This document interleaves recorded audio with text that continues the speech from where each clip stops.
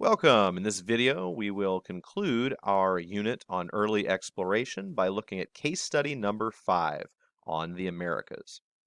In the Americas, it's important to remember, as with Africa, that there's a diversity of people and tribes present, that not all Africans or Indians had everything in common. Uh, Furthermore, it's even though shortly after, within 100 years of Columbus, there was only an estimated 1 or 2 million Native American peoples left.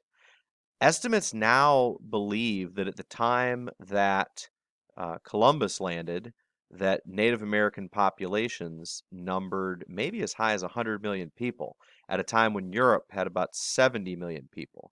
And so the Americas combined, North and South America, may have had as many people or more than Europe, as many people or more than Africa, and 50 to 70% as many people as Asia. And so it was a reasonably densely populated part of the world, as much as any. The key to the Americas and being distinctive as a case study is the role that disease will play on the conquest of the Americas. So post-contact, as everyone is usually familiar with the arrival of Christopher Columbus in 1492, sailing in the name of Spain, Columbus intended to reach the east by sailing to the west. They did not believe that the world was flat and he would fall off the edge of the earth. Rather, they underestimated the size of the world, and he thought that he would reach, say, Japan or the Philippines or the East Indies by the time he was halfway across the Atlantic. And so, while his men nearly thirsted and starved to death, they did eventually reach what we believe to be the island of Hispaniola, where he established the first permanent contact between the Old World, Africa, Europe, Asia, and the New World, North and South America. Of course, to the Native Americans, he was the new guy, but from their perspective, and the name that stuck is that the Americas is considered the New World. I cannot overstate the impact that the diseases of the Old World had. The Native Americans were likely the healthiest people the world had ever seen. Um, the belief is that as thousands of years ago, as humanity spread across the globe, the first humans to cross into the Americas happened to do so by crossing an icy land bridge between Russia and Alaska, and in so doing, all the animal and human diseases with them actually died out. The germs didn't come with them. And so Native Americans were very, very healthy people with very few diseases. And as a result, when the Europeans brought all the diseases of the Old World all at once. Another key factor of Columbus and his voyages was the desire to spread Christianity. As soon as they encountered people who, say, unlike Jews or Muslims, who rejected Christianity in the eyes of the Christian missionaries, these were people who were entirely unfamiliar with Christianity and with the Catholics. And so they began to very quickly send priests and missionaries to spread their gospel message in the New World. At the same time, we see the spread of slavery and forced labor as Native Americans, primarily weakened by disease, are easily conquered and were often treated very poorly as forced labor right from the beginning. A few of the key conquistadors of the Spanish, meaning conquerors. The first is Hernando Cortez, who landed in Mexico in 1519. And through a series of alliances and through having reasonable weaponry and through the diseases that ravaged the Native American population of the Aztecs, he is responsible for leading the Spanish army to the total downfall of the Aztec people, including their king, Montezuma. Some historians have pointed to the legends of Quetzalcoatl, the snake bird god man, who was this harbinger of doom that the Aztecs feared. It's unclear the extent to which Aztec people, or even Montezuma, believed that Cortez himself was this snakebird god man whose coming was foretold. However, Cortez, we believe, kind of played into that and brought about the total demise of the Aztec people and conquered them in the name of Spain. Francisco Pizarro followed a decade later in the footsteps of um, Cortez, and here's some Aztec ritual human sacrifice that particularly offended Cortez and the Spaniards. Here's an artist rendering of Quetzalcoatl, snakebird godman, and here's some smallpox victims. Terrible, terribly painful and deadly disease is one of the big killers that the uh, Europeans brought with them. At any rate, Pizarro tried to do the same thing in South America with the greatest empire in South America, the Incan Empire. They actually, under the guise of a parley, Pizarro and his men seized King Atahualpa and held him for ransom. And when the Incas paid the ransom, they demanded another ransom. When they paid that, they simply murdered him anyway. In the meantime, some of the other Incans began to fight each other, and the Spanish under Pizarro brought down the Incan Empire.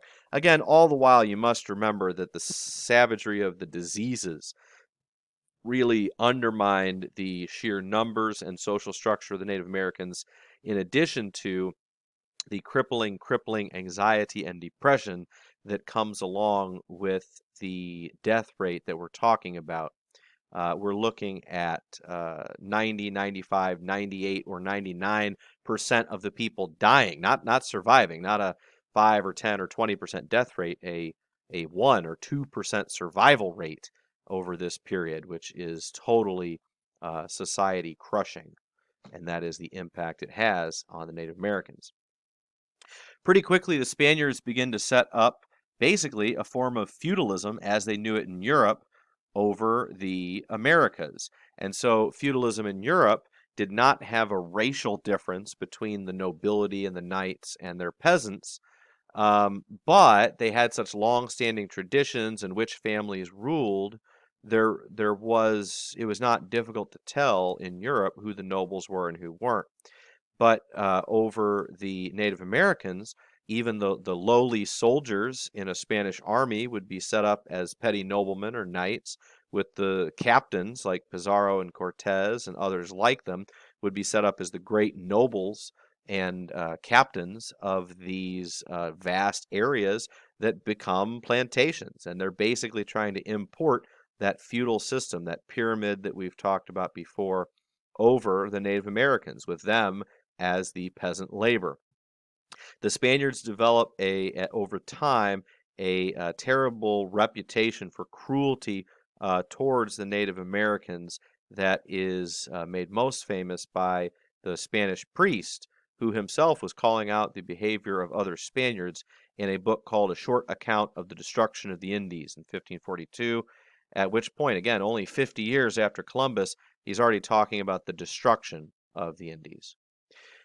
Quickly, the three patterns of colonization that we see in the Americas. We have three typical patterns: one of conquest, one of trade, and one of settlement. The Spanish and Portuguese tended to conduct wholesale conquest of the Americas, where the goal is to extract or draw out resources and bring them back to Spain. The main people on their ships that were heading to the New World were the conquistadors only, these armies, men without women, heading to the Americas for conquest.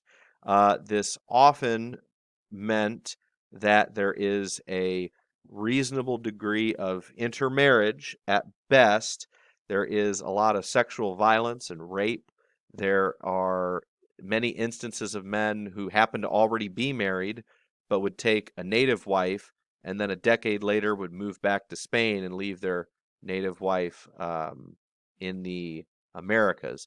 And so you have a very complicated racial hierarchy. We've already spoken, we talked about Africa, about the slave trade, but you have many people of African heritage, Native heritage, and Spanish heritage. And so you have people of all that are full-blooded, any one of the three, and all sorts of combinations thereof.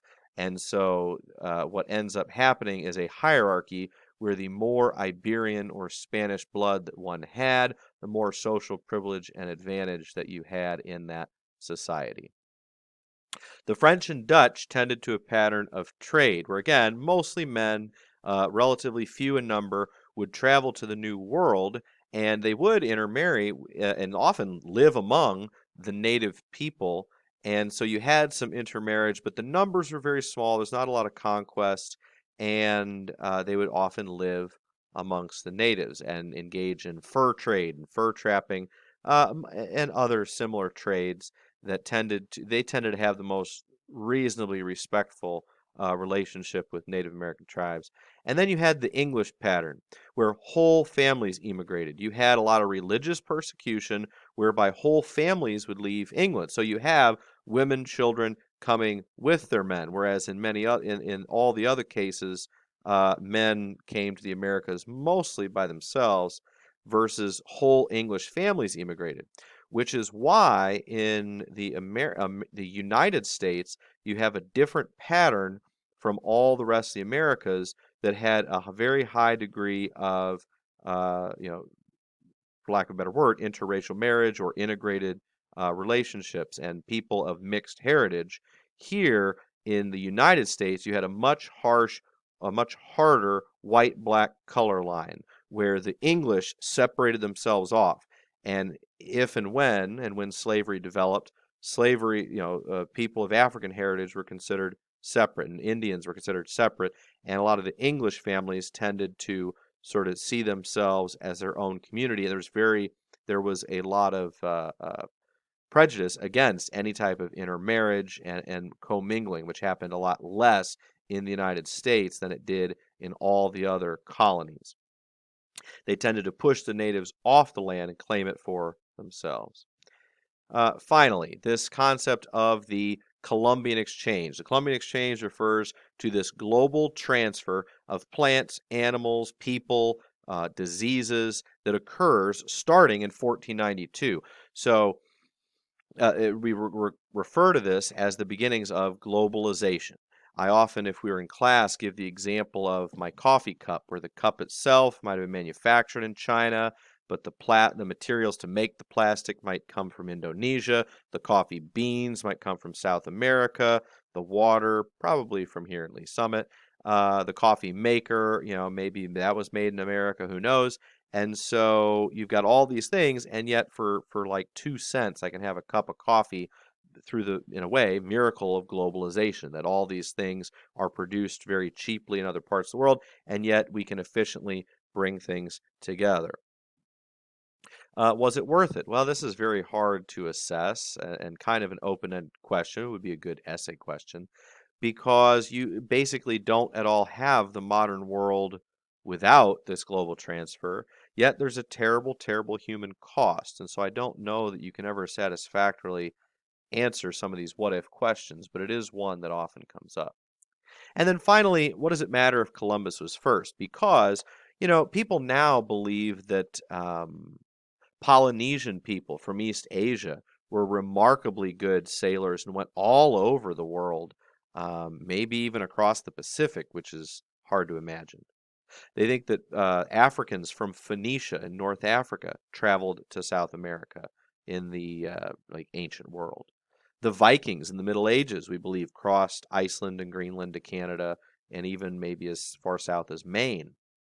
And so then, Columbus is not even first, maybe not even close. So the significance then being, though, is that from Columbus, all those other ones did not initiate this permanent globalization, this permanent global transfer of plants, animal, people, diseases, and it did not last. So the whether or not Columbus is first is relatively immaterial, as much as it's from Columbus to the present day, you have this unbroken succession of global trade and global transfer, and it just fundamentally changed the world immediately when it happened. And so, for all those reasons, that concludes our 5th case study on the Americas, which concludes our unit on early imperialism. Thanks for watching.